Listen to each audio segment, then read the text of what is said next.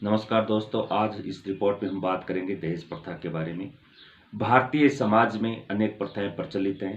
पहले इस प्रथा के प्रचलन में भेंट स्वरूप बेटी को उसके विवाह पर उपहार स्वरूप कुछ दिया जाता था, परंतु आज दहेज प्रथा एक बुराई का रूप धारण करती जा रही है। दहेज के अभाव में योग्य कन्याएं अयोग्य वरों को सौंप दी जाती हैं। लोग धन देकर लड़कियों को खरीद लेते हैं। ऐसी स्थिति में पारिवारिक जीवन सुखद नहीं बन पाता। गरीब परिवार के माता पिता अपनी बेटियों का विवाह नहीं कर पाते, क्योंकि समाज के दहेज लोभी व्यक्ति उसी लड़की से विवाह करना पसंद करते हैं जो अधिक दहेज लेकर आती है। हमारे देश में दहेज प्रथा एक ऐसा सामाजिक अभिशाप है जो महिलाओं के साथ होने वाले अपराधों, चाहे वे मानसिक हो या फिर शारीरिक, को बढ़ावा देता है। इस व्यवस्था ने समाज के सभी वर्गों को अपनी चपेट में ले लिया है। अमीर और संपन्न परिवार जिस प्रथा का अनुसरण अपनी सामाजिक और पारिवारिक प्रतिष्ठा दिखाने के लिए करते हैं, वहीं निर्धन अभिभावकों के लिए बेटी के विवाह में दहेज देना उनके लिए व्यवस्था बन जाता है, क्योंकि वे जानते हैं कि अगर दहेज ना दिया गया तो यह उनके मान सम्मान को तो समाप्त करेगा ही, साथ ही बेटी को बिना दहेज के विदा किया तो ससुराल में उसका जीना तक दूभर बन जाएगा। संपन्न परिवार बेटी के विवाह में किए गए व्यय को अपने लिए एक निवेश मानते हैं। उन्हें लगता है कि बहुमूल्य उपहारों के साथ बेटी को विदा करेंगे तो यह सीधा उनकी अपनी प्रतिष्ठा को बढ़ाएगा। इसके अलावा उनकी बेटी को भी ससुराल में सम्मान और प्रेम मिलेगा। मूल रूप से दहेज की कुप्रथा है। गौरतलब है कि भारत में 8.9% लड़कियां 33 वर्ष की उम्र से पहले ब्याह दी जाती हैं, जबकि अन्य 23.5% लड़कियां की शादी 15 वर्ष की आयु तक हो जाती है। जाहिर है, लड़की जितने पढ़ेगी बढ़ेगी उतना ही उपयुक्त वर तलाशना होगा और उसके रेट के मुताबिक दहेज जुटा पाना सबके बूते की बात नहीं है। इसलिए कम उम्र की कम पढ़ी लिखी लड़कियां ब्याह कर कन्यादान का पुण्य प्राप्त करना अधिकांश लोग बढ़िया मान लेते हैं। दहेज के दानव के भय से ही पूरे देश में गैर कानूनी अल्ट्रासाउंड क्लिनिकों में हर रोज लाखों लड़कियां मां की कोख में ही मार दी जा रही हैं। लड़कियों के पोषण से संबंधित एक अध्ययन का निष्कर्ष है कि प्रत्येक पैदा हुई 1000 लड़कियों में से 766 लड़कियां ही समाज में जीवित रहती हैं। लड़कियों की उपेक्षा का आलम यह है कि संप्रभात समझे जाने वाले परिवारों ने भी यह समझना नहीं चाहा है कि परिवार में बेटियों का जन्म नहीं होगा तो इसी परिवार में बहुएं कहां से आएंगी। हमारा सामाजिक परिवेश कुछ इस प्रकार बन चुका है कि यहाँ व्यक्ति की प्रतिष्ठा उसके आर्थिक हालातों पर ही निर्भर करती है। जिसके पास जितना धन होता है उसे समाज में उतना ही महत्व और सम्मान दिया जाता है। ऐसे परिदृश्य में लोगों का लालची होना और दहेज की आशा रखना एक स्वाभाविक परिणाम है। आए दिन हमें दहेज हत्याओं या फिर घरेलू हिंसा से जुड़े समाचारों से दो चार होना पड़ता है। यह मनुष्य के लालच और उसकी आर्थिक आकांक्षाओं से ही जुड़ी है। इसे विडंबना ही कहा जाएगा कि जिसे जितना ज्यादा दहेज मिलता है उसे समाज में उतने ही सम्मान्य नजरों से देखा जाता है। बात करें आगे कि दहेज कम लाने पर शादी के पश्चात बहुओं को मारा पीटा जाता है, यहाँ तक कि उन्हें जला दिया जाता है, उसे आत्महत्या करने के लिए मजबूर किया जाता है। प्राचीन काल में स्त्री पुरुष का प्रणय बंधन कभी एक पुनीत रीति था। माता पिता इसे अपना कर्तव्य समझते थे। कन्यादान को महादान समझा जाता था। बेटी के विवाह पर कन्या पक्ष के लोग वर पक्ष के लोगों को प्रेम से जो भी उपहार देते थे, वर पक्ष उसे स्वीकार करता था। कालांतर में उसने दहेज का रूप धारण कर लिया है। आज उस दहेज के नाम पर बड़ी बड़ी चीजों की मांग की जाती है। दहेज न दे पाने के कारण बारात वापस ले जाते हैं। लोग आज दहेज मांगने में जरा भी लज्जा महसूस नहीं करते। पैसे वाले लोग अपनी बेटियों के विवाह पर अपार धन खर्च करते हैं। बड़ी बड़ी चीजें जैसे ऐसी गाड़ियां, कीमती वस्त्र, एक गहने आदि चीजें देते हैं।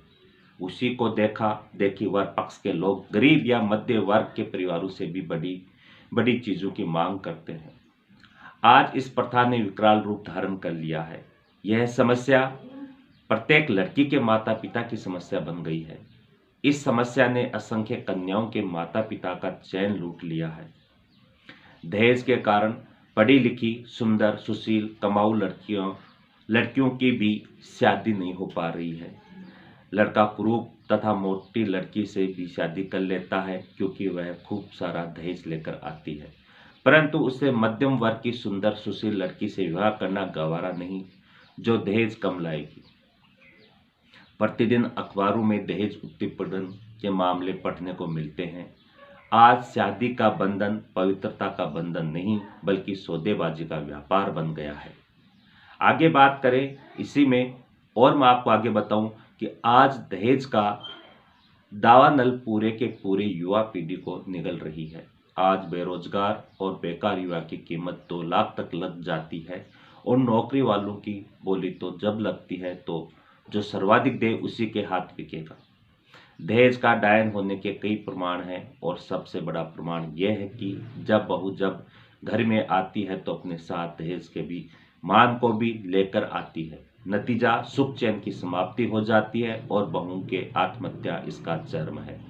आज दहेज के औचित्य पर भी कई तरह के सवाल उठ रहे हैं। सबसे पहला यह कि हम दहेज लेकर अपनी शानो शौकत का जो दिखावा करते हैं, क्या वह उचित है? दूसरे के पैसों पर यह दिखावा झूठी शान ही तो है। यदि दिखावा ही करना है तो अपने पैसे से करे। दहेज का रेट आज 7वें आसमान पे है। इसके लिए केवल दहेज लेने वाला ही दोषी नहीं, बल्कि देने वाला भी उतना ही दोषी है। आज चपरासी भी नौकरी लगी नहीं कि उसे खरीदने वालों की लाइन लग जाती है, और न तो उसके संस्कार देखे जाते हैं और न ही उसका चरित्र। इसमें सबसे बड़ा दोषी हमारा युवा वर्ग है, जिसके कंधे पर समाज को बदलने की जिम्मेवारी है। वहीं पैसे के पीछे इतनी दीवानगी दिखाता है कि शर्म आ जाए, और अभिभावक जब बहू के द्वारा सम्मान नहीं मिलने की बात कहते हैं तो हंसी आती है। दहेज के दानव के भय से ही पूरे देश में गैर कानूनी अल्ट्रासाउंड क्लिनिकों में हर रोज लाखों लड़कियां मां की कोख में ही मार दी जा रही हैं। लड़कियों के पोषण से संबंधित एक अध्ययन का निष्कर्ष है कि प्रत्येक पैदा हुई 1000 लड़कियों में से 766 लड़कियां ही समाज में जीवित रहती हैं। लड़कियों की उपेक्षा का आलम यह है कि संभ्रात समझे जाने वाले परिवारों ने भी यह समझना नहीं चाहा कि परिवार में बेटियों का जन्म नहीं होगा तो इसी परिवार में बुराइयां कहां से आएगी। संयुक्त राष्ट्र संघ द्वारा मानवाधिकारों की सार्वभौम घोषणा में भी कहा गया है कि बालिग पुरुषों और महिलाओं को जाति, राष्ट्रीयता अथवा धर्म के किसी बंधन के बिना विवाह करने और घर बसाने का अधिकार है। उन्हें विवाह करने, विवाह के दौरान और विवाह विच्छेद के मामले में समान अधिकार है। इसी क्रम में यह भी कहा गया है कि विवाह के इच्छुक पति पत्नी की स्वतंत्र और पूर्ण सहमति से ही विवाह होंगे। इस तरह से दहेज के कारण हुए बेमेल विवाहों, दहेज के नाम पर नित हो रहे शोषण, दहेज उत्पीड़न एवं लड़कियों के जन्म, शिक्षा एवं पोषण में हो रहे सामाजिक पारिवारिक भेदभाव को भी मानवाधिकारों के उल्लंघन के दायरे में रखा जा सकता है। आगे चर्चा करें इसी प्रथा के बारे में। मेरी जानकारी के अनुसार कुछ ताज़ा रेट चार्ट है। आप रेट में संशोधन कर सकते हो। ये रेट मेरे अनुसार है कि बेरोजगार है उसकी रेट है 2 लाख, चपरासी 6 से 8 लाख, सिपाही है तो 10 से 12 लाख, सेना से है तो 7 से 9 लाख, प्राइवेट इंजीनियर 5 से 10 लाख, सरकारी इंजीनियर 10 से 20 लाख, क्लर्क 12 से 15 लाख, ऑफिसर 20 से 30 लाख। ये रेट है आज की शादी के दहेज की। इससे हाई लेवल की जानकारी मुझे नहीं है, आप जोड़ सकते हैं। धन्यवाद। इस घृणित रोग से समाज का रोम रोम पीड़ित है। सरकार को चाहिए वे समाचार पत्रों, दूरदर्शन, नुक्कड़ नाटकों तथा साहित्य के माध्यम से ये संदेश जन जन तक पहुंचाएं कि दहेज लेना एवं देना पाप है। दहेज लोभियों का पता लगने पर उन्हें दंडित किया जाएगा तथा सजा दी जाएगी। आधुनिक युग में कन्या की श्रेष्ठता उसके गुणों से नहीं, बल्कि उसके पिता द्वारा दी जाने वाली दहेज की रकम एवं वस्तुओं से की जाती है। आज इसी कारण बेटियों को बहुत समझा जाता है। उसके जन्म लेने पर खुशियां नहीं मनाई जाती हैं। कन्या को गर्भ में ही मार दिया जाता है। भ्रष्टाचार, रिश्वतखोरी, तलाक, वेश्यावृत्ति, बेमेल विवाह जैसे अनेक बुराइयां दहेज प्रथा के कारण ही पनपती हैं। इस कुप्रथा के कारण ही अनेक लड़कियां अविवाहित रह जाती हैं या अयोग्य लोगों के पल्ले बांध दी जाती हैं। कितनी ही लड़कियां दहेज के कारण अपने प्राण न्यौछावर कर चुकी हैं और कितनी ही लड़कियां अपने माता पिता पर बोझ बनकर बैठी हैं। दहेज प्रथा के खिलाफ सरकार द्वारा बनाई गई कमजोर नीतियों के कारण बनाए गए कानून कारागार सिद्ध नहीं हुए। इस कुरीति को मिटाने के लिए युवा वर्ग को जागृत होना होगा, बुराई के विरोध में खड़े होना होगा, दहेज देने तथा लेने वालों का बहिष्कार करना होगा, तभी इस कुरीति को जड़ से समाप्त किया जा सकता है। इस प्रथा के कारण ही समाज में बाल विवाह, अनमेल विवाह तथा विवाह विच्छेद जैसी प्रथाएं अस्तित्व में आ गई हैं। इसके कारण कितनी समस्याएं बढ़ रही हैं, इसका अनुमान लगाना कठिन है। सबसे पहले तो ये कि जन्म से पूर्व ही मां के गर्भ में जांच के बाद लड़कियों को मारने के कारण लड़के लड़कियों की संख्या का अनुपात बिगड़ गया है। दूसरा, दहेज देने की होड़ में लड़की के माता पिता कर्जदार होकर अपनी परेशानियां बढ़ा रहे हैं।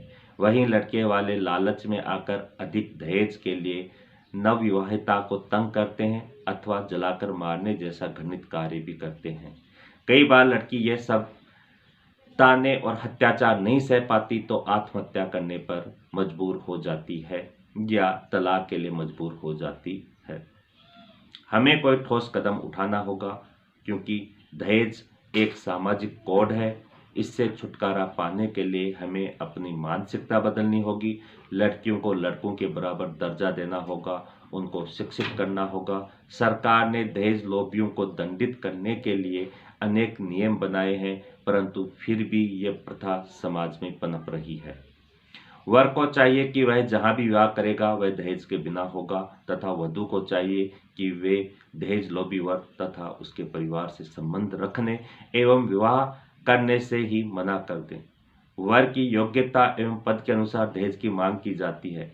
कभी कभी तो वर पक्ष के लोग दहेज की मांग विवाह मंडप में रखते हैं ताकि कन्या पक्ष के लोग मान मर्यादा की खातिर उनकी हर मांग पूरी करने पर विवश हो जाएं। दहेज प्रथा हमारे समाज की सबसे बुरी कुरीतियों में से एक है, जिसका निराकरण भी समाज के हित में जरूरी है। इसके लिए भारतीय दंड विधान संहिता के प्रावधानों के अलावा विशेष रूप से दहेज निषेध अधिनियम लागू है, जिसके अंतर्गत प्रबंध निदेशक राज्य महिला विकास निगम को राज्य दहेज निषेध पदाधिकारी एवं जिला कल्याण पदाधिकारी को जिला दहेज निषेध पदाधिकारी घोषित किया गया है। हर माह में हर एक जिले के डीएम एवं एसपी को एक दिन दहेज विरोधी दरबार लगाने के साथ साथ क्षेत्र के अंतर्गत आयोजित विवाह समारोह की सूचना निर्धारित की जानी है एवं दहेज निषेध अधिनियम के उल्लंघन की स्थिति में निकटतम थाने में प्राथमिक दर्ज किया जाना है। ग्रामीण क्षेत्रों में पंचायत स्तर पर एवं शहरी क्षेत्रों में वार्ड स्तर पर आयोजित विवाह समारोह के रिकॉर्ड रखने के लिए बाजाबता प्रपत्र प्रचलित है, जिसमें वर वधु को प्राप्त उपहारों की सूची बनाकर वर वधु एवं गवाहों का हस्ताक्षर लिया जाना है। सरकार ने दहेज निषेध पदाधिकारी को यह भी निर्देश दे रखा है कि दहेज निषेध के कतिपय प्रावधानों के उल्लंघन की स्थिति के बाद में सूचना मिलने पर भी थाने में एक एफआईआर दर्ज करें। भारतीय दंड संहिता की धारा 304B, 498A एवं दहेज निषेध अधिनियम की धारा 3, 4 एवं 6(2) के अंतर्गत थाने में दायर इन मुकदमों की पैरवी भी सरकार स्तर से थाने से लेकर राज्य सरकार के स्तर तक समाज कल्याण विभाग को ही करना है। तो इस तरह से हम इस दहेज की जो कुप्रथा अपने समाज में चल रही है उससे हम छुटकारा पा सकते हैं। आज की रिपोर्ट में इतना ही। अगली रिपोर्ट में हम आपके लिए फिर नया कुछ लेके आएंगे। तब तक के लिए नमस्कार।